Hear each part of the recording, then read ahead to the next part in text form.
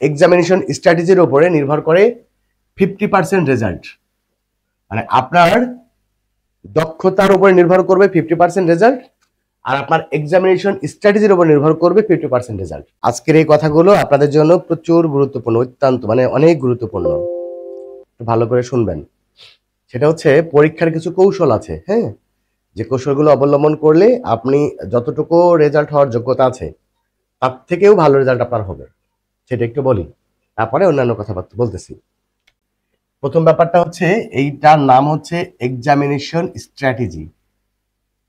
Examination strategy যারা মানে যার যতটুকু দক্ষতা আছে আপনাদের দক্ষতার তুলনায় হচ্ছে আরো ভালো রেজাল্ট হবে। বিশেষজ্ঞরা যেটা বলছে সেটা হচ্ছে এক্সামিনেশন স্ট্র্যাটেজির উপরে নির্ভর করে 50% রেজাল্ট। মানে আপনার দক্ষতার উপরে নির্ভর করবে 50% রেজাল্ট, আর আপনার এক্সামিনেশন স্ট্র্যাটেজির উপর নির্ভর করবে 50% রেজাল্ট। তো এক্সামিনেশন স্ট্র্যাটেজিটা কি সেটা একটু ভালো করে শুনবেন এবং সেইভাবে ফলো করবেন। আপনাদের পরীক্ষা হলে যাওয়ার আগ পর্যন্ত 3টা নির্দেশনা আছে, 3টা নীতিমালা আছে, আর পরীক্ষার হলে গিয়ে 3টা নীতিমালা। প্রথমত, পরীক্ষার হলে যাওয়ার আগে মানে পরীক্ষার আগের রাত থেকে শুরু। 1 নাম্বার হচ্ছে পরীক্ষার আগের রাতে রাতে সর্বোচ্চ 10টা পর্যন্ত পড়বেন। শোনেন, অনেকেই করে কি, পরীক্ষার রাত্রে পুরো বই শেষ করতে চাই। তো স্বাভাবিক নিয়মে পরীক্ষার সময় দেখবেন আপনার মাথার মধ্যে কিছু নাই, মানে আপনি যদি কোনো প্রশ্নের অ্যান্সার মনে করতে চান দেখবেন মনে হবে না, এটাই প্রাকৃতিক। এবং পরীক্ষার আগের রাত্রে স্বাভাবিকভাবে ওই সাবজেক্টটা নিয়ে প্রত্যেকটা স্টুডেন্টের মধ্যে একটা অতিরিক্ত টেনশন কাজ করে। আপনার ওই সময় দেখবেন যে আপনার মনে হয় যে ওই অধ্যায়টা সারা হয় নাই, ওই অধ্যায়টা সারা হয় না। এটা কি আজকের কথাগুলো কিন্তু শুধু ইংরেজি নিয়ে না, আপনাদের সকল সাবজেক্ট নিয়েই কথা। মানে পরীক্ষায় ভালো রেজাল্ট করার জন্য আপনি সকল বিষয়ের জন্য কিভাবে প্রিপারেশনটা নিবে সেটা নিয়ে মূলত কথা আজকে। তো এটা সকল সাবজেক্টের জন্যই। তো পরীক্ষার আগের রাত্রে দেখবেন যে আপনার মনে হবে যে ওই অধ্যায়টা সারা হয়নি, ওই অধ্যায়টা সারা হয়নি, এই অধ্যায়টা কম পড়া হয়েছে, ওই অধ্যায়টা কঠিন, এরকম মনে হবে। যার কারণে আপনাদের কাছে মনে হবে যে পুরো বইটাই একবার শেষ করে দিই। এই জন্য অনেক স্টুডেন্টরা করে কি, পরীক্ষার আগের রাত্রে মনে করেন একদম হচ্ছে 2টা 3টা পর্যন্ত পড়ে। এরকম কিন্তু অনেকের ক্ষেত্রে ঘটে থাকে। এই কাজটা করা যাবে না। আপনি যা করেছেন এই 2 বছর ধরে আপনার যা প্রিপারেশন হয়েছে। এখন আপনি পরীক্ষার আগের রাত্রে আপনি সর্বোচ্চ রাত 10টা পর্যন্ত পড়বেন। প্রশ্ন হচ্ছে, বেশি পড়লে সমস্যা কি? মানে আমি যদি রাত 2টা 3টা পর্যন্ত পড়তে পারি তাহলে সমস্যা কি? হ্যাঁ, সমস্যা আছে। মনে করেন আপনার যে কোনো কাজ করতে গেলে কিসের প্রয়োজন হয়? কনসে আপনার প্রয়োজন হবে হচ্ছে এনার্জি। কি প্রয়োজন হবে? এনার্জির প্রয়োজন হবে। আপনার ধরেন আমার কথাই যদি বলি, ধরেন আমার মাথার মধ্যে সবকিছুই আছে, আপনাদের ক্লাস নেওয়ার মতন যে টপিকটা শেখাবো সেই টপিকটা আমি জানি এবং খুব ভালো করে শেখাতে পারি, বাট আমার এনার্জি নেই। আমার যদি এনার্জি না থাকে ক্লাস নেওয়ার মতো, তাহলে কি আমি ওই ক্লাসটা ভালোভাবে নিতে পারবো? না স্যার, পারবো না। তাহলে আমার প্রত্যেকটা কাজের জন্য যেমন এনার্জি প্রয়োজন, প্রত্যেকটা মানুষের যে কোনো কাজ করার জন্য সর্বোচ্চ এনার্জি প্রয়োজন। আপনি যখন রাত 3টা পর্যন্ত পড়বেন, স্বাভাবিকভাবে আপনার এনার্জিটা শেষ। এইবার পরের দিন যখন পরীক্ষা দিতে যাবেন, পরীক্ষার হলে গিয়ে দেখবেন আপনার ঘুম লাগতেছে, আপনার মানে অস্বস্তি লাগতেছে, আপনি এনার্জি পাচ্ছেন না, মানে কেমন জানি একটা আপনার মাথাটা যে শূন্য শূন্য ভাব যেটাকে বলে, এরকম একটা পরিবেশ তৈরি হবে। যখন আপনার কি হবে, আপনার জানা জিনিসও আপনি সুন্দর করে সাজিয়ে গুজিয়ে লিখতে পারবেন না, আপনি নিজেকে একটু অসুস্থ বোধ করবেন। আর পরীক্ষা তো একদিন হবে না, পরীক্ষাতে রেগুলার পরীক্ষা হবে, মানে 1 মাস ধরে পরীক্ষা হবে। তো আপনি প্রতি রাত্রেই যদি এই কাজটা করতে থাকেন, তাহলে এক পর্যায়ে দেখবেন আপনি পরীক্ষার জন্য আর ফিট না, আপনার মানে শরীরই পুরো ভেঙে যাবে। এই কারণেই হচ্ছে আপনার এনার্জিটা ধরে রাখার জন্য আপনি যাতে পরীক্ষার হলে গিয়ে মানে একদম প্রফুল্লভাবে, একদম ফ্রেশ মাইন্ডে আপনি পরীক্ষাটা দিতে পারেন, সেই কারণে আপনাকে রাত 10টার বেশি পড়া যাবে না। রাত 10টার বেশি পড়েছেন তো মনে করেন মরেছেন, মানে আপনার এনার্জি শেষ। আসলে এক রাত্রে পড়ে কিছুই হবে না। আপনি বিগত 2 বছর ধরে যা পড়েছেন মোটামুটি যথেষ্ট করেছেন। আপনার প্রত্যেকে নিজের জায়গা থেকে সর্বোচ্চ চেষ্টা করেছেন ভালো একটা প্রিপারেশন নেওয়ার জন্য। বাট পরীক্ষার আগের রাত্রে প্রেশার নেবেন না, ঠিক আছে? যদি আপনি পারেন তাহলে পরীক্ষার দিন সকালবেলা একটু সকাল সকাল উঠলেন, রাত্রে 10টার মধ্যে ঘুমায় পড়লেন, পরীক্ষার দিনকে একটু সকাল সকাল উঠবেন, দেখবেন মনে করেন 5টা বা 4:30টার দিকে উঠলেন, উঠে কয়েক ঘন্টা লেখাপড়া করলেন, এই কাজটা করতে পারবেন। বাট রাত্রে 10টার বেশি জাগা যাবে না। এই ব্যাপারটা কি ক্লিয়ার কিনা? জি স্যার। ওকে, ঠিক আছে, মনে রাখবেন। 2 নাম্বার কাজটা হচ্ছে পরীক্ষার হলে 40 মিনিট, কয় মিনিট? 40 minute, 40 minute. হ্যাঁ পূর্বে, 40 মিনিট পূর্বে আপনার হচ্ছে পরীক্ষার হলে পৌঁছাতে হবে। আপনি আপনার বাসা থেকে আপনার সেন্টারের দূরত্ব যতটুকু আপনি একটু হিসাব করে নেবেন যে আপনার সেন্টার পর্যন্ত পৌঁছাইতে আপনি যেভাবেই যান আপনার কতটুকু টাইম লাগে। আপনি যাতে করে পরীক্ষার হল পর্যন্ত 40 মিনিট পূর্বে পৌঁছাতে পারেন এরকম সময় হাতে নিয়ে আপনি বাসা থেকে বের হবেন। অনেক সময় যেটা ঘটে সেটা হচ্ছে মানুষের বিপদ আপদ তার বলে আসে না। অনেক সময় দেখা যায়, বিশেষ করে শহর এলাকায় এটা বেশি ঘটে, অনেক সময় দেখা যায় রাস্তায় জ্যাম পড়ে গেছে, আপনার যে গাড়িতে যাচ্ছিলেন সে গাড়ি নষ্ট হয়ে গেছে, মানে বিভিন্ন রকম সমস্যা তৈরি হয়ে গেছে, আপনার পরীক্ষার সেন্টারে আপনি ঠিকঠাক মতো যেতে পারছেন না। তো সেই ক্ষেত্রে আপনি একটু বেশি সময় নিয়ে বেরোবেন, সর্বনিম্ন চেষ্টা করবেন 40 মিনিট ধরে রাখবেন, যেন আপনি মিনিমাম 30 মিনিট হলেও আপনি যেন 30 মিনিট পূর্বে আপনি পরীক্ষার সেন্টারে পৌঁছান। প্রত্যেকটা পরীক্ষাতে 30 মিনিট আগে আপনি সেন্টারে পৌঁছাবেন। প্রশ্ন হচ্ছে এই 30 মিনিট বা 40 মিনিট আগ পূর্বে কেন পৌঁছাবেন? মানুষ যখন দেখবেন তাড়াহুড়া করে কোনো কাজ করতে গেলে ভুল হয়ে যায় না? দেখবেন মনে করেন মানুষ যখন ওভার এক্সাইটমেন্ট হয়ে যায় তখন কি হয়, ভাইকে চাচা বলে ফেলে, চাচাকে ভাই বলে ফেলে। ওই যে বলেন একটা গল্প আছে না, যে গরু হারালে তাই হয় মা, মানে স্ত্রীকে বলছে মা গরু হারিয়ে গেলে তাই হয়। মানে মানুষ যখন ওভার এক্সাইটমেন্ট হয়ে যায় তখন তার ব্রেন আর স্বাভাবিকভাবে কাজ করতে পারে না, তখন তার ব্রেন এলোমেলো কাজ করে। তো যখন আপনি তাড়াহুড়া করে পরীক্ষার সেন্টারে যাবেন আপনার ব্রেন শিথিল হইতে আধা ঘন্টা চলে যাবে বা 1 ঘন্টা চলে যাবে। এই জন্য আপনি যদি 30 মিনিট বা 40 মিনিট পূর্বে পরীক্ষা সেন্টারে পৌঁছান তাহলে মোটামুটি এদিককার যে আপনার ইয়েটা রয়েছে, আপনার যে তাড়াহুড়াটা ছিল, আপনার যে এক্সাইটমেন্টটা ছিল পরীক্ষার হলে, মোটামুটি এটা আস্তে আস্তে শিথিল হয়ে যাবে। ব্যাপারটা কি ক্লিয়ার?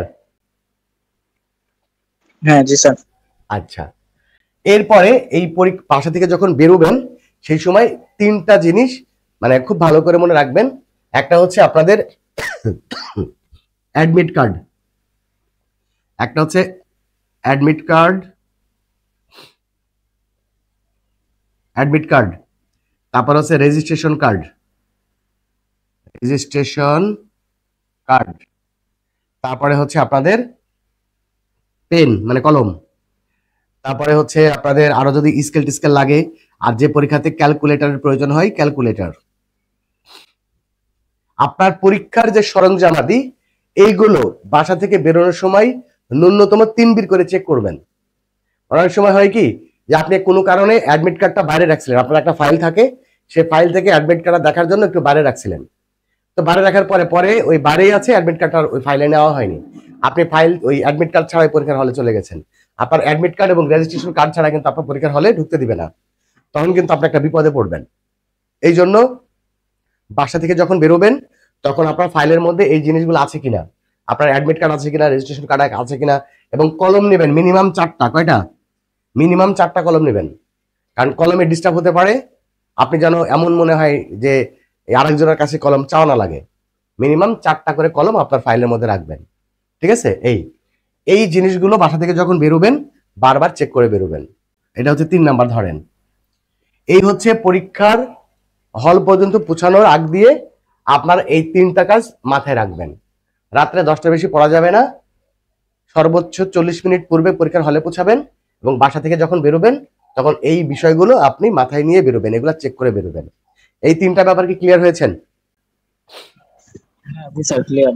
আচ্ছা, এইবার পরীক্ষার হলের আরো কিছু বেশি গুরুত্বপূর্ণ জিনিস আছে পরীক্ষার হলে পৌঁছানোর জন্য।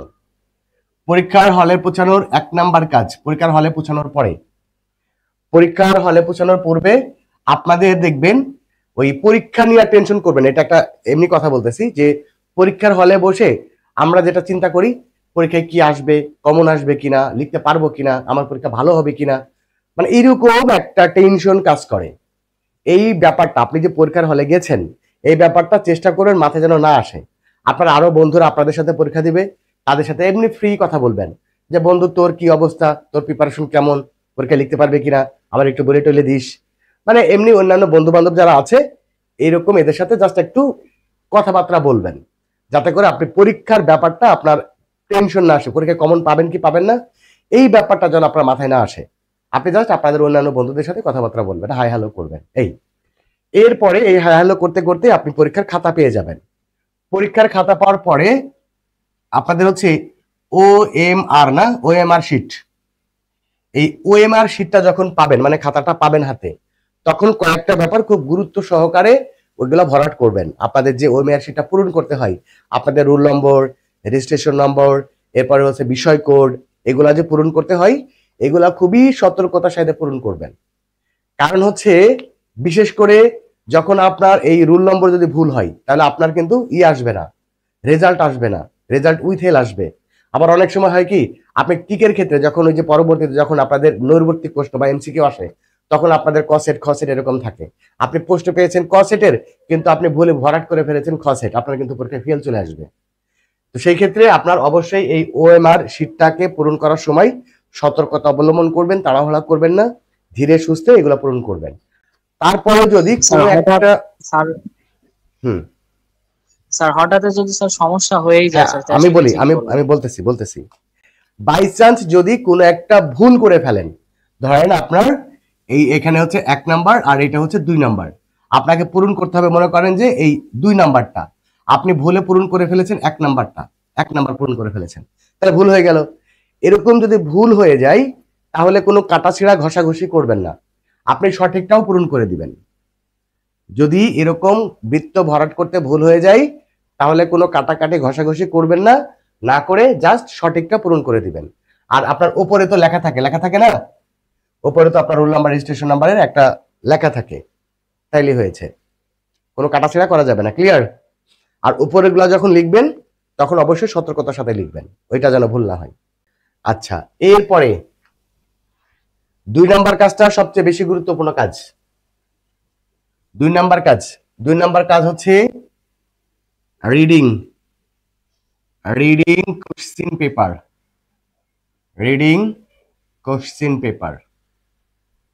আপনার যে পরীক্ষার প্রশ্ন পাবেন, আমাদের শিক্ষার্থীরা, অধিকাংশ শিক্ষার্থীরা যেটা করে, পরীক্ষার প্রশ্ন পাওয়ার সাথে সাথে ওর মধ্যে খুঁজে যে প্রশ্নটা সহজ মনে হয় ফটফট করে লেখা শুরু করে দেয়। এই কাজটা করা যাবে না, ঠিক আছে? এই কাজটা না করে এই কোশ্চিন পেপারটা সর্বনিম্ন প্রথম থেকে শেষ পর্যন্ত 3 বার পড়বেন। কয়বার? 3 বার। কথাটা ভালো করে মনে রাখবেন। প্রশ্নপত্র পাওয়ার সাথে সাথে লেখা শুরু করবে না, সবাই লেখা শুরু করুক, আপনার লেখা দেরিতেই শুরু হোক। আপনি বরাদ্দ রাখবেন আপনার 10 মিনিট টাইম, আপনি 10 মিনিট ধরে 3 বার পড়তে, যদি 10 মিনিট লাগবে না, তারপর আমি ধরে রাখলাম যে সর্বোচ্চ 10 মিনিট, আপনি প্রশ্ন পাওয়ার সাথে সাথে পুরো প্রশ্নটা প্রথম থেকে শেষ পর্যন্ত 3 বার পড়বেন। প্রশ্ন হচ্ছে 3 বার কেন পড়ে সময় নষ্ট করবেন? বিশেষজ্ঞরা বলতেছে যে reading question paper is not waste of time, মানে প্রশ্নপত্র পড়াটা সময় নষ্ট না। এখন প্রশ্ন হচ্ছে কেন আপনি এই প্রশ্নটা 3 বার পড়বেন? একটা জিনিস দেখেন, আপনাকে যদি কোনো প্রশ্ন করা হয় তো কিছু কিছু প্রশ্নের উত্তর দেখবেন আপনি তাৎক্ষণিকভাবে দিয়ে দিতে পারেন, আবার কিছু কিছু প্রশ্ন উত্তর আসতে একটু সময় লাগে না, কনসে লাগে কিনা? জি স্যার, জি স্যার। একটা প্রশ্ন করলাম, আপনাকে জিজ্ঞেস করলাম, বলেন তো এই যে আমাদের বিজয় দিবস কবে? কারণ আপনি বললেন যে হচ্ছে 16 ডিসেম্বর, আপনার মনে আছে বলে দিলেন। আপনাকে এবার জিজ্ঞেস করলাম, বলেন আমাদের স্বাধীনতা দিবস কবে?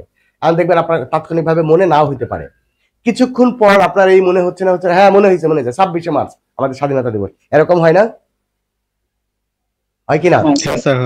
আবার আর একটা জিনিস হয়, দেখবেন যে আপনি একটা জিনিস এখন মনে করতে চাচ্ছেন বাট কোনোভাবে এটা মনে হচ্ছে না, ঠিক 1 ঘন্টা 2 ঘন্টা 3 ঘন্টা পরে, মানে কোনো এক সময় হঠাৎ দেখবেন আপনার এটা মনে হয়ে যাচ্ছে, ও আচ্ছা আচ্ছা আচ্ছা এবার মনে পড়ছে। আরাম হয় না? জি স্যার। প্রশ্ন হচ্ছে এরকম কেন হয়? এরকম হওয়ার পেছনে কারণ হচ্ছে আপনি যখনই আপনার ব্রেনকে কোনো প্রশ্ন দেন, আপনার অজান্তে আপনার ব্রেন এই প্রশ্নের উত্তরটা কি হবে সেটা খুঁজে মানে সেটা রেডি করার চেষ্টা করে। এরপরে যখন আপনার ব্রেন এই প্রশ্নের উত্তরটা রেডি করতে পারে তখনই আপনাকে সাপ্লাই দেয়, মানে আপনার তখনই দেখবেন মনে হয়। সেক্ষেত্রে আপনি যখন প্রশ্নপত্রটা প্রথমেই খুব কেয়ারফুলি পড়বেন তখন পুরো এই প্রশ্নের উত্তরগুলা কি হবে এইটা আপনার ব্রেন আপনার অজান্তেই রেডি করতে থাকবে। আস্তে আস্তে কোথায় আছে, কারণ আপনার তো মোটামুটি সবই পড়া আছে, আপনার ব্রেন ওই প্রশ্নের উত্তরগুলো আস্তে আস্তে আস্তে আস্তে রেডি করতে থাকবে। এই জন্য আপনার পরীক্ষার মধ্যে যতগুলো কৌশল আছে, সবচেয়ে গুরুত্বপূর্ণ সবচেয়ে বড় কৌশলটা হচ্ছে রিডিং কোশ্চেন পেপার। এই কাজটা আপনি অন্যান্য গুলা যদি আমার কথা নাও মানেন, বাট এই কথাটা মানতে ভুলেন না, এই কাজটা করবেনই। এই কাজটা করে দেখবেন আপনার পরীক্ষা সর্বোচ্চ ভালো হবে। এইবার এবার আসেন 3 নাম্বার কাজ। 3 নাম্বার কাজ হচ্ছে time management. Time management, time management খুব গুরুত্বপূর্ণ কাজ। শোনেন, পরীক্ষার প্রশ্নগুলো 3বার পড়বেন, 3বার প্রশ্ন পড়ার পরে আপনি ওর মধ্যে থেকে সর্বোচ্চ সহজ এবং সর্বোচ্চ কমন আপনার যে প্রশ্নটা আপনি সবচেয়ে ভালো করে লিখতে পারবেন, আপনি এই প্রশ্নটা সর্বপ্রথমে লিখবেন। এরপরে যেটা হচ্ছে ওর থেকে আরেকটু ভালো, মানে ওইটার থেকে যেটা তারপরে দ্বিতীয় সিরিয়ালে পড়বে সেটা লিখবেন। এরপরে এভাবে এভাবে লিখতে থাকবেন। এই জায়গাতে একটা কথা না বললেই না, আপনাদের প্রশ্ন, আমাদের মানুষ হিসাবে একটা মানে সমস্যা আছে। সেটা হচ্ছে ধরেন আপনার পরীক্ষাতে 12টা প্রশ্ন আসবে। কয়টা? 12টা প্রশ্ন আসবে। ধরেন এই 12টা প্রশ্নের মধ্যে 2টা প্রশ্ন আসছে কঠিন, আপনি পারবেন না, আপনি 2টা প্রশ্নের উত্তর দিতে পারবেন না। আপনি 10টা কমন পেয়েছেন আর 2টা প্রশ্ন কমন পান নাই, এবং ওই প্রশ্ন 2টার উত্তর কি হবে এটা আপনি করতেও পারবেন, আপনি জানেনই না, একদমই আনকমন প্রশ্ন হয়েছে। আমরা কি করে জানেননি? আমরা এই যে 10টা প্রশ্নের উত্তর যে আমি পারি, এই 10টা নিয়ে আমার টেনশন হচ্ছে না, আমার টেনশন হচ্ছে এই 2টা নিয়ে। আমরা তখন কি করি, আমরা আরেক পাশের বন্ধুকে বলি, বন্ধু তোর এটা কমন এসছে, আরেকজনকে জিজ্ঞেস করি, বন্ধু তোমার এটা কমন এসছে, তুমি এটা আমাকে একটু দেখাও না। মানে এই যে আমার এই যে 10টা যে আমি পারি এটা নিয়ে টেনশন নাই, আমার এই 2টা নিয়ে টেনশন। এই 2টা নিয়ে আপনি মাথাটাকে এত বিগড়াই ফেলছেন, পরবর্তী দেখা যাচ্ছে যে 10টা প্রশ্ন আপনি পারতেন, এই 10টা প্রশ্নের উত্তরও আপনি ঠিকঠাক দিতে পারছেন না। এই কাজটা করা যাবে না। আপনি যেটা পারবেন না ওইটা আপাতত আপনার মাথা থেকে সরাই ফেলেন, যেগুলো আপনি পারবেন সেইগুলো আপনি সুন্দর করে লেখা শুরু করবেন। এমনও তো হইতে পারে যে আপনি পরীক্ষা লিখতে লিখতে লিখতে কোনো এক সময় যাই এই প্রশ্নের উত্তর, এই যে 2টা প্রশ্ন কঠিন, এই প্রশ্নের উত্তরটা আপনার মনে হয়ে যেতে পারে, পারে কিনা? হয় স্যার, এরকমই হয় কোন মাঝে মধ্যে। মাঝে মধ্যে দেখবেন এরকমই হয় যে আপনি এই প্রশ্ন লিখছেন, লিখতে লিখতে লিখতে ওই যে কঠিন যেটা সেটা আপনার হঠাৎ মনে হয়ে গেল, এমন হয়। এই জন্য যেটা কঠিন ওইটা আপাতত বাদ, ওইটা শেষের দিকে দেখা যাবে। আপনি হয়তো মনেও পড়তে পারে, অথবা শেষের দিকে তো হল একটু ফিরি টিরি যায়, পার্শ্ববর্তী কারো একটু বলে টলে নিয়ে যায়, কেউ লিখছে কিনা একটু খোঁজ খবর নিলে শেষের দিকে এই 2টা প্রশ্নের উত্তর আপনি লিখতে পারবেন। কিন্তু পরীক্ষার প্রশ্ন পাওয়ার সাথে সাথে যেটা কমন পাননি সেইগুলা নিয়ে টেনশন করে মাথা বিগড়াবেন না। যেগুলা কমন পেয়েছেন, যেগুলা লিখতে পারবেন, সেগুলা দিয়ে লেখা শুরু করবেন। এবং সর্বপ্রথমে কি করবেন, সর্বোচ্চ ভালো প্রশ্ন যেটা, সর্বোচ্চ বেশি কমন যেটা, সবচেয়ে ভালো করে যেগুলো লিখতে পারবেন সেগুলো আগে লিখবেন। এইগুলো আগে কেন লিখবেন শুনেন, আমরা যেহেতু মানুষ, আমাদের কিছু ব্যাপার আমাদেরকে প্রভাবিত করে। ধরেন আপনি প্রথমে যদি ইংরেজির কথা বলি, প্রথমে ধরেন আপনি ট্যাগ কোশ্চেন করলেন, ট্যাগ কোশ্চেন ধরেন 5-এ 5 মার্ক পেয়েছেন। এরপরে ধরেন আপনি কানেক্টরস করলেন, কানেক্টরসও মনে করেন যে 5-এ 5 মার্ক পেয়েছেন। এরপরে ধরেন আপনি চেঞ্জিং সেন্টেন্স করলেন, চেঞ্জিং সেন্টেন্স আপনি মনে করেন 10 মার্কের মধ্যে 9 মার্ক পেয়েছেন। আচ্ছা বলেন তো, আমি যদি আপনার খাতাটা দেখি তাহলে আমি আপনাকে কি ভাববো, আপনি কি ভালো ছাত্র নাকি খারাপ ছাত্র? ভালো ছাত্র। ভালো ছাত্র। এরপরে তার মানে আমি প্রথম দিকে আপনার খাতাটা পেয়ে, ওই যে আমরা মানুষ যেহেতু, আমরা বিভিন্ন ব্যাপার আমাদেরকে প্রভাবিত করে। আপনি প্রথম দিকে যখন এরকম ভালো মার্ক পাবেন, তখন স্বাভাবিকভাবে আমি আপনাকে মনে করবো যে আপনি ভালো স্টুডেন্ট, এবং আপনার প্রতি আমার একটা খুশি চলে আসবে যে বাহ, এই ছেলেটা তো ভালোই উত্তর দিতে পেরেছে। আমি পরবর্তীতে যখন অন্যান্য প্রশ্নের মার্ক দিব, ইংরেজির ক্ষেত্রে যখন রাইটিং পার্টে মার্ক দিব, তখন কিন্তু আপনার ওই মার্কগুলো বেশি বেশি আসবে। কারণ এখান থেকে এরকম লেখা থাকে না যে একটা বানান ভুল হলে 1 মার্ক কাটা, একটা সেন্টেন্স ভুল হলে 3 মার্ক কাটা, এরকম তো দেওয়া থাকে না। স্যাররা তাদের খুশির উপরে নির্ভর করে মার্কটা কিন্তু দেয়। মানে আমাদের বিভিন্ন যে প্রশ্ন, যেমন প্যারাগ্রাফে কোনো নীতিমালা আছে নাকি যে এই কাজ করলে এত মার্ক পাবে? আছে? ওই প্যারাগ্রাফটা পড়ি স্যার কতটা খুশি হয়েছে, সেই খুশির উপরেই না স্যারা মার্ক দেয়, ঠিক কিনা? সেই ক্ষেত্রে আপনি প্রথম দিকে যদি ভালো করে লেখেন, আপনার পরবর্তী মার্কগুলো ভালোভাবে আসবে। এই জন্য অবশ্যই যে প্রশ্নগুলো ভালোভাবে উত্তর দিতে পারবেন সেগুলো আগে আগে লিখবেন, এটা প্রথম কথা। আরো কিছু কথা আছে এই জায়গাতে আমি বলতেছি, দেখেন। তো এইটা করবেন। আর একটা কাজ করবেন, সেটা হচ্ছে আমরা যে কাজটা করি, ম্যাক্সিমাম স্টুডেন্টরা করি, আপনাদের একটু মিলাই দেখেন। আমরা কি করি, প্রথম প্রশ্নটা তো দেখলাম সবচেয়ে সহজ প্রশ্ন, সেইটা আগে লিখি।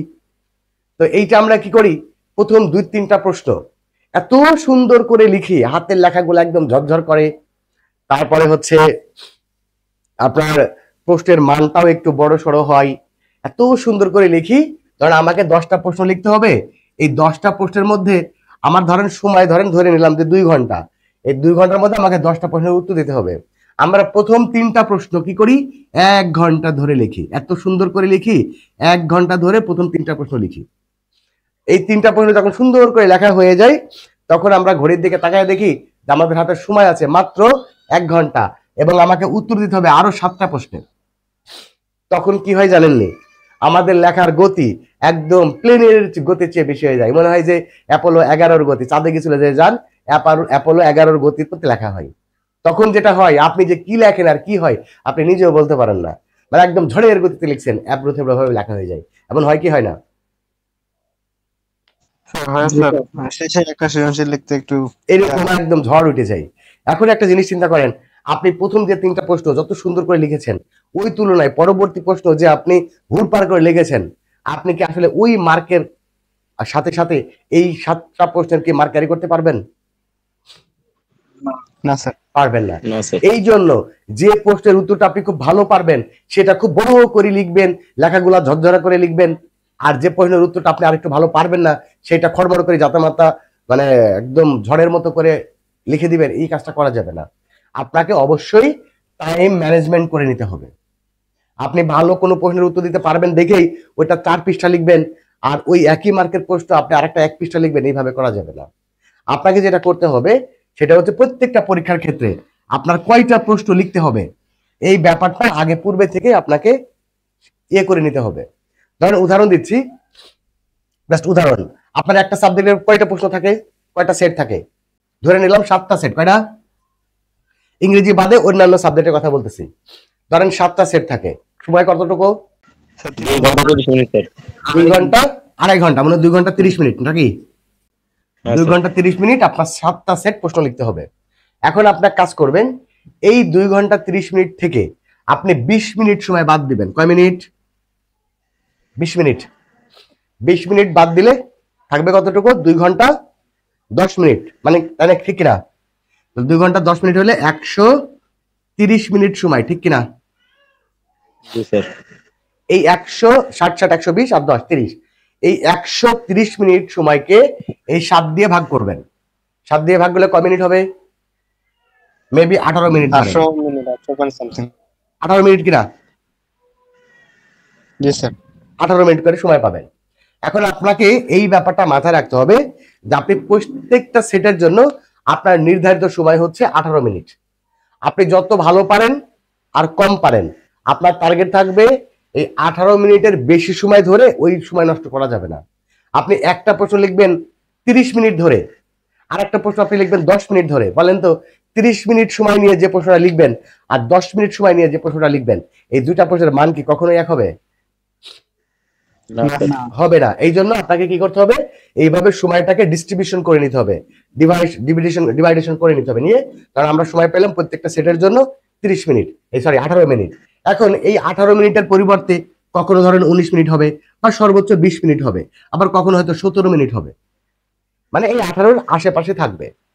17 মিনিটও হতে পারে, 18 মিনিটও হতে পারে, 19 বা 20 মিনিটের বেশি না। সর্বোচ্চ 20 মিনিট সময় নিয়ে ওই সময়টা আপনি ব্যয় করবেন। আপনি দেখবেন যে 18 মিনিট হয়ে গেছে, মানে আপনার সময় শেষ। আপনি আরো যদি একটু লাইন 2-1 লাইন লেখা লাগে, সর্বোচ্চ আপনি 20 মিনিট সময় ব্যয় করবেন একটা প্রশ্নে। এবার আরেকটা প্রশ্ন হয়তো আপনার 16 মিনিটে হয়ে যাবে, আর 18-র কাছাকাছি 16 মিনিটও হতে পারে। এই টাইম ম্যানেজমেন্টটা করে নেবেন।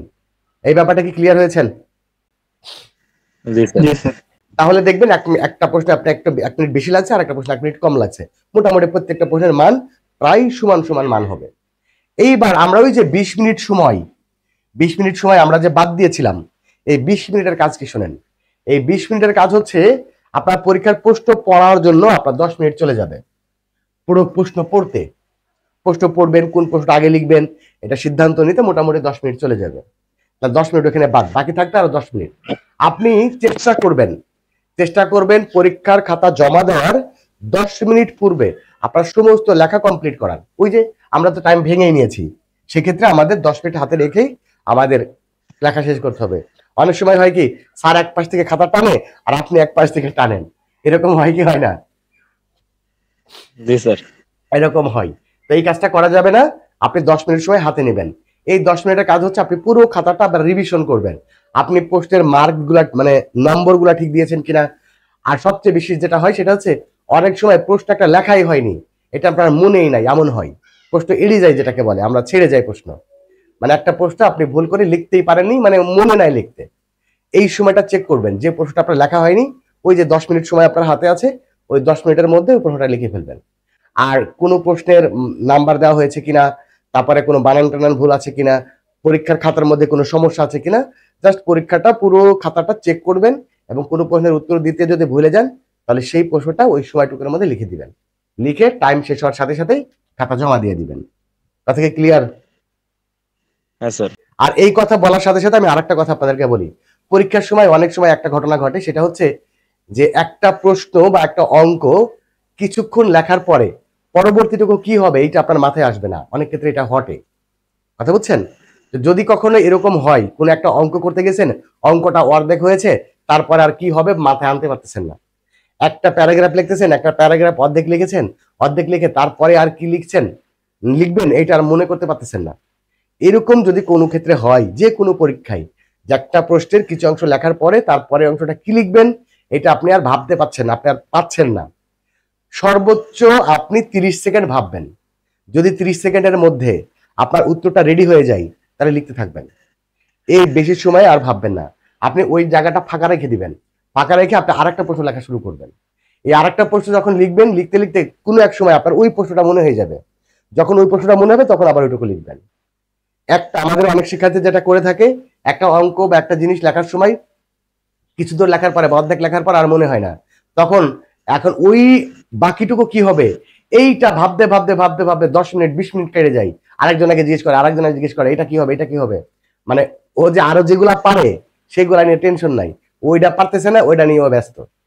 এই কাজটা মনের ভুলেও করবেন না আপনি। কারণ কি আপনি এইটা নিয়ে 20 মিনিট ভাইবে ভাইবে সময় নষ্ট করে ফেলেছেন, বাট দেখা গেল কি যে আপনি আরেকটা প্রশ্ন লিখতে পারতেন, বাট পরবর্তীতে সময়ের অভাবে আর লেখা হয়নি। ব্যাপারটা কি ক্লিয়ার হয়েছেন? জি স্যার। তো এই হচ্ছে আপনাদের পরীক্ষার জন্য প্রিপারেশন, এভাবে নিবেন। আর এখন আমি আরেকটা কথা বলি, সেটা হচ্ছে আমি আপনাদের ব্যাচটা অনেক আগেই শেষ হওয়ার কথা ছিল, বাট আপনাদেরকে লাস্ট বলছিলাম যে আপনাদের পরীক্ষার আগ পর্যন্ত ক্লাস নিব। আমি চেষ্টা করেছি আমার সর্বোচ্চটুকু দিয়ে আপনাদের ইংলিশ ফার্স্ট পেপার এবং ইংলিশ সেকেন্ড পেপারে যাতে ভালো রেজাল্ট হয় এই ব্যাপারটা নিয়ে আমার সর্বোচ্চটুকু চেষ্টা করেছি। কতটুকু সফল হয়েছে আমি জানি না, সেটা আপনারাই বলতে পারবেন। তো আপনারা এই কোর্সটা করে আসলে আপনারা কতটা সন্তুষ্টি, মানে কতটা আপনারা আসলে উপকৃত হয়েছেন এটা একটু বলেন। স্যার সন্তুষ্ট কি বলবো স্যার, এই টেস্টের পরে তো স্যার ভাবছিলাম যে ইংলিশে মানে পাশই করতে পারবো না স্যার। এবার আপনার কোর্স দেখলাম, কোর্সে ভর্তি হওয়ার পরে তো স্যার এখন মোটামুটি ভাবে মানে প্রিপারেশন প্রায় ফুলই স্যার। এখন ক্লাসের একটা সম্ভাবনা আছে কি আর স্যার। যাক, আল্লাহ ভরসা। আপনি আগে স্যার অনেক টিচারের কাছে ইংলিশ পড়ছি, কিন্তু এমন স্যার শর্টকাট এমন ভাবে বোঝানোর কোনো জায়গায় পাই নাই স্যার। জি স্যার, অনেক উপকৃত হয়েছি। আগে অনেক খারাপ অবস্থা ছিল স্যার। বলতে গেলে আপনার এখানে ভর্তি হয়ে মোটামুটি আর কি গুছিয়ে নিতে পারছে আর কি। আচ্ছা, এখন আশা করা যায় যে ভালো একটা মার্ক আসবে এখন। আচ্ছা, আল্লাহ ভরসা। তো যাই হোক, চেষ্টা করেছি আমার মতো করে সর্বোচ্চটা। কতটা পেরেছি না পেরেছি সেটার রেজাল্ট আপনাদের কাছে আছে। আচ্ছা, জি স্যার। আরেকটা ব্যাপার হচ্ছে ঈদের জন্য স্বাভাবিকভাবে আপনাদের তো কি বলবো, মানে ঈদ আসলে আপনাদের জন্য না, মানে সামনে পরীক্ষা, কেমনে ঈদের আনন্দ কাটে। তারপর আপনাদেরকে বলবো ঈদের দিন এবং ঈদের পরের দিন এই 2 দিন পড়াশোনা করার দরকার নেই। এই 2 দিন একটু রিল্যাক্স থাকেন, একদম পরিবারের সাথে ঈদটা উদযাপন করেন।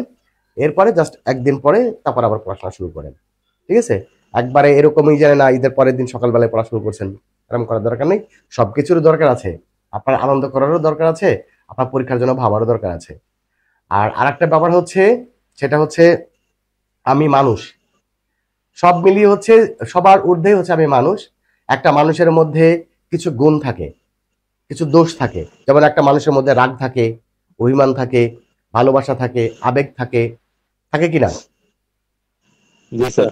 তো আমি মানুষ হিসাবে আমার এই সবগুলোই কিন্তু আমার মধ্যে আছে। তো স্বাভাবিকভাবে আবার একটা পুরুষ মানুষ কিন্তু বিভিন্ন বিষয়ে, ধরেন আমার সকাল থেকে এই রাত্রে 12টা-1টা পর্যন্ত আমার কিন্তু ক্লাস নেওয়া লাগে। অফলাইনে অনেকগুলো ব্যাচ আছে, অনলাইনে ক্লাস আছে, আবার আমার ইউটিউবের জন্য ভিডিও করা, আমার ফ্যামিলি আছে সেগুলোরও দেখাশোনা করা লাগে। সব মিলিয়ে আমি কিন্তু একটা বিশাল যুদ্ধের মধ্যে দিয়ে আমার জীবনটা চলে। তো এখন এই যুদ্ধ পরিচালনা করতে গিয়ে হয়তো আমি কখনো আমার মেজাজ হারাই গেছে, আমি হয়তো একটু রেগে গিয়েছি, বা একটু আপনাদের হয়তো কাউকে একটু কষ্ট দিয়ে কথা বলেছি, এমন হয়তো হতে পারে। আমার আজকের এই শেষ দিন, আজকে আপনাদের ক্লাস শেষ।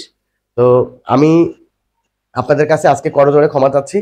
আমার কোনো কথাই কোনো কাজে যদি আপনারা কষ্ট পেয়ে থাকেন তো প্লিজ আমাকে ক্ষমা করে দিবেন। না স্যার। না স্যার। না, যেহেতু মানুষ তো আমি যেহেতু মানুষ, সেক্ষেত্রে আমার একটা হইতে পারে। তাই যে আপনি একটা প্রশ্ন করলেন, আমি ছাট করে রেগে গেলাম, হতেই পারে। আর আমি মানুষ তো, যেমন একটা প্রশ্ন করেছেন যে প্রশ্নটা করার কথাই ছিল না, তাও করেছেন, আমি রেগে গিয়েছি। যেহেতু আমি মানুষ, মানুষ হিসেবে আমার এই ভুল ত্রুটিগুলো থাকতে পারে। তো আমি আবারও বলি, যদি এরকম হয়ে থাকে প্লিজ আমাকে ক্ষমা করে দিবেন। আর আমার পক্ষ থেকে আপনাদের কারোর প্রতি আমার কোনো অভিযোগ নাই। সবচেয়ে বড় কথা হচ্ছে, একজন শিক্ষকের সফলতা হচ্ছে স্টুডেন্টদের সফলতা। আপনারা এই সমাজের একটা মানুষের মতন মানুষ হবেন, আগামী দিনে এই সমাজটাকে, এই দেশটাকে আপনারাই লিড দিবেন। আপনারা এই জায়গাগুলোতে মানুষের মতো মানুষ হতে পারলেই তো আমার সফলতা। আমার আপনাদের প্রতি, কারোর প্রতি আপনার কোনো অভিযোগ নাই। আর একটা ব্যাপার হচ্ছে, আজকে আপনাদের ব্যাচ শেষ হয়ে যাচ্ছে মানে এই না যে আপনাদের সাথে আমার সম্পর্কটা শেষ হয়ে যাচ্ছে। আমি আপনাদের মৃণাল স্যার, আপনাদের মাঝেই আছি, আপনাদের ভালোবাসাই আল্লাহ যদি বাঁচিয়ে রাখেন, ইনশাল্লাহ আমাকে আপনাদের পাশে পাবেন। এবং আপনাদেরকে আরেকটা কথা বলবো, যারা ইংরেজিতে দুর্বল, একটা কথা বারবার আসে যে বাংলা করতে পারি না। আমি আপনাদেরকে জোর করে বলতেছি, যদি মানে জোর দিয়ে বলতেছি যে আপনাদের পরীক্ষার পর পরে আপনাদের হাতে একটা ব্যাপক পরিমাণ সময় থাকবে, বিশেষ করে 3 মাস। এই 3 মাসের মধ্যে আপনারা 0 টু অ্যাডভান্স কোর্সটা করে নেবেন। আমি আপনাদেরকে এই শেষ মুহূর্তে বলে রাখছি, 0 টু অ্যাডভান্স কোর্সটা এমন একটা কোর্স, আপনার ইংরেজি নিয়ে সারা জীবনে ভয় থাকবে না। আপনি বাংলাও করতে পারবেন, প্যারাগ্রাফ কমন আসবে কি কমন আসবে না এইসব চিন্তাও মাথায় করা লাগবে না। মানে ইংরেজি ভাষাটা আপনি ক্লিয়ার হয়ে যাবেন। প্রত্যেকটি স্টুডেন্টের উচিত ইংরেজি ভাষাটা শিখে নেওয়ার, কারণ ইংরেজি ভাষার খুব গুরুত্ব। আপনারা নিশ্চয় জানেন, ঢাকা ইউনিভার্সিটির এবারকার পরীক্ষায়, অ্যাডমিশন পরীক্ষায় বিজ্ঞান বিভাগে একদম 93% ফেল করেছে, মাত্র 7% পাস করেছে। মানে 100 জনের 93 জন ফেল। এবং এই ফেলগুলা করেছে ম্যাক্স সব ইংরেজিতে। কারণ ইউনিভার্সিটিতে অ্যাডমিশন দিতে গেলে আপনার 100 মার্কের পরীক্ষার মধ্যে 25 মার্কের ইংরেজি থাকে। এই 25 মার্কের ইংরেজিতে পাস করলে বাকি 75 মার্কের খাতা দেখা হয়। আর যদি এই 25 মার্কের মধ্যে ফেল করেন, বাকি 75 মার্কের খাতা দেখাই হয় না। এই জন্য অবশ্যই ইংরেজিটা শিখে নেবেন, ঠিক আছে? আর আপনারা এসএসসি পাস করার পরে এইচএসসি তো আছি আপনাদের পাশে, আমার সাথে যোগাযোগ রাখবেন, ফোন করবেন, কোনো অসুবিধা নাই, ঠিক আছে? আজকে ব্যাচ শেষ হয়ে যাচ্ছে মানেই আপনাদের সাথে আমার সম্পর্ক শেষ হয়ে যাচ্ছে না। কথা কি বোঝাতে পারলাম? জি স্যার। আর স্যার, যদি পড়ার সময় কোনো ধরনের সমস্যা হয় তাহলে স্যার আপনার সরাসরি এর সাথে যোগাযোগ করবো। হ্যাঁ, যোগাযোগ করেন। আর স্বাভাবিকভাবে এখন তো ঈদের সময় চলে আসতেছে, অসুবিধা নাই, এর মধ্যে আমি চেষ্টা করবো আপনাদের, বিশেষ করে পরীক্ষার আগ পর্যন্ত আপনাদের কোনো সমস্যা হলে আমার হোয়াটসঅ্যাপে নক দিন, ঠিক আছে? জি জি স্যার। স্যার, আমাদের জন্য স্যার দোয়া করবেন। হ্যাঁ ইনশাল্লাহ, সত্যি আমার দোয়া আপনাদের জন্যই। আর একটা কথা বলি, সত্যি কথা বলি, আমি আপনাদের প্রত্যেককে, আমি আপনাদের কার কোথায় বাসা, কার চেহারা কেমন, আমি কিছুই জানি না, কিন্তু কেন জানি আপনাদের প্রতি আমার অন্যরকম একটা ভালোবাসা তৈরি হয়ে গেছে। আমার মন থেকে কেন জানি মনে হয় আপনারা আমার খুব কাছের মানুষ, খুব আপন মানুষ। আমি হয়তো কয়েকদিন এমন হবে যে ঠিক এই সময় আমার মনে হয় যে রাত 9টায় ক্লাস থাকে না, হয়তো এমন হবে যে হুট করে আমার স্টুডিওতে ঢুকে পড়ছি ক্লাস নেওয়ার জন্য, অথবা হোয়াটসঅ্যাপে মনে ভুল করে মেসেজ দিয়ে ফেলেছি যে আপনাদের 9টায় ক্লাস, এমন হবে হয়তো আমার। যাই হোক, আমি আপনাদের প্রত্যেকে খুবই ভালোবাসি। আমি চাই আপনারা প্রত্যেকেই যেন মানুষের মতন মানুষ হন, ঠিক আছে? তো সবাই ভালো থাকবেন, সুস্থ থাকবেন, সবার জন্য শুভকামনা জানাচ্ছি। সবাইকে অগ্রিম ঈদের শুভেচ্ছা, ঈদ মোবারক।